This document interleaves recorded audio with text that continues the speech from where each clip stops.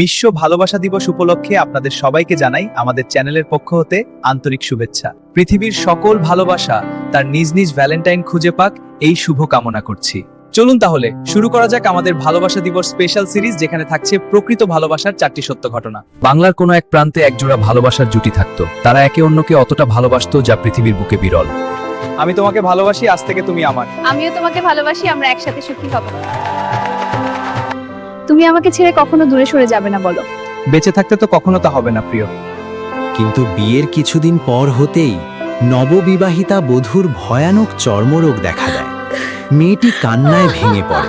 হে ঈশ্বর, আমার ভালোবাসার মানুষটির সামনে আমার এই অসুস্থতা নিয়ে কিভাবে দাঁড়াবো?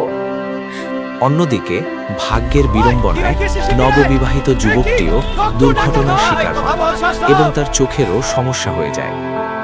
সিস্টার, আমি আর কখনই আমার স্ত্রীকে দেখতে পাবো না। অবশ্যই দেখতে পাবেন, ধৈর্য হারাবেন না।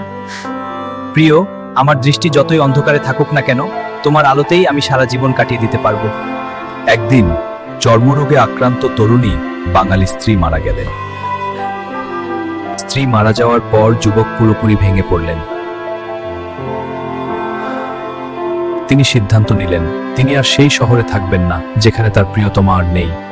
হতাশ যুবকটি সিদ্ধান্ত মোতাবেক যখন শহর ছেড়ে চলে যাচ্ছিল, ঠিক সেই সময় তার বন্ধু তাকে জিজ্ঞাসা করলো, তুমি দৃষ্টিহীন অবস্থায় কি করে একা একা জীবন কাটাবে?